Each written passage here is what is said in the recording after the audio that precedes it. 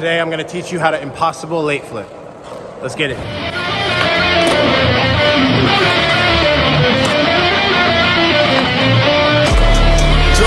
So for this trick, I set up like this, but you can adjust for comfort. Front foot kind of in the middle. Front foot kind of pointed with the toe pointing towards the nose. Back foot like an impossible, but scooted in more, like into the concave by the bolts and where, like, you know, the edge of the board is, just so that you can pop down and tilt the wheels up. This foot position is going to be pretty awkward, but this is like actually my same position for when I do pressure flips or when I do a pressure shove. It really works out for me and just lets me know that I need to push down with my toe and let the toe guide this trick. I bend my knees, lean over the board. My foot is set up, my back foot, same thing. Is all I want to accomplish is just get the board flipping halfway. That way my toe can catch the board on the grip side and then flip it back the opposite way.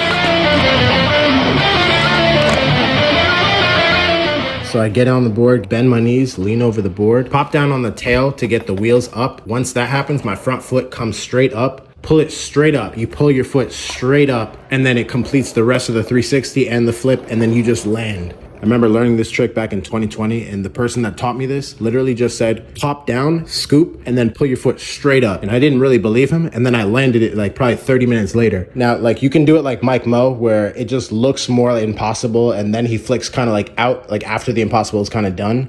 But then there's the way I do it, which is probably the same way, but it just looks cooler when he does it. I've done this trick one other time for a Battle of the Barracks bounty, and that one also wasn't too great. I even had Mowgli out here learning this trick with me.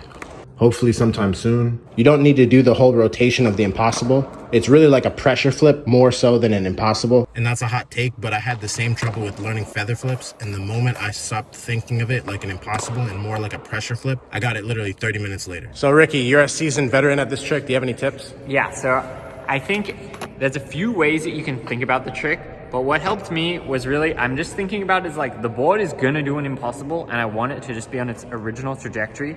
But then in the middle, I just kind of get my foot in the right spot, intersect it, and then get out of the way and then like let it finish it.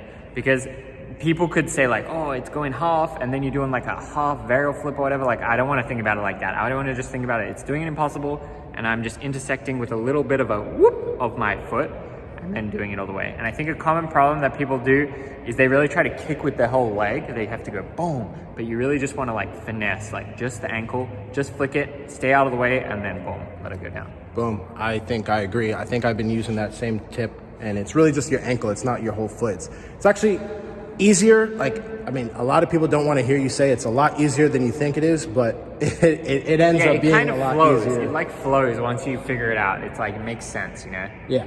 It makes sense like why it works when you actually land it. But see, I would say like I do a lot of underflips and that kind of stuff previously. And if you've never done an underflip in your whole life, then you probably don't know that kind of feeling, you know? Mm-hmm. Whereas like maybe that it helped me that I already had that kind of feeling. And then I'm good at impossibles too. So it was just like kind of like, oh, how am I going to do this? Like pretty much literally just combining them, you know? Yeah. The same way people scrutinize impossibles for 3 shoves, you don't actually have to wrap your foot to learn this trick. You can do it both ways. That's why saying it's more like a pressure flip sounds radical at first, but that's what I mean. If you impossible vertical, like how people want you to impossible, you're gonna have to pull your foot up faster and higher to get the board to flip over. Instead, keep your impossible hella tilted, low to the ground. It'll catch better on your foot and it requires less energy. Just an ankle flick and you'll get it more consistent. I just learned this trick good enough to make a trick tip, so if I left anything out, leave it in the comments down below. I'm excited for you guys to learn this trick. Go outside, give me 15 minutes on, 15 minutes off. DM me on Instagram if you need help, or join my Discord where we talk more about skating, and I'll see you in the next one.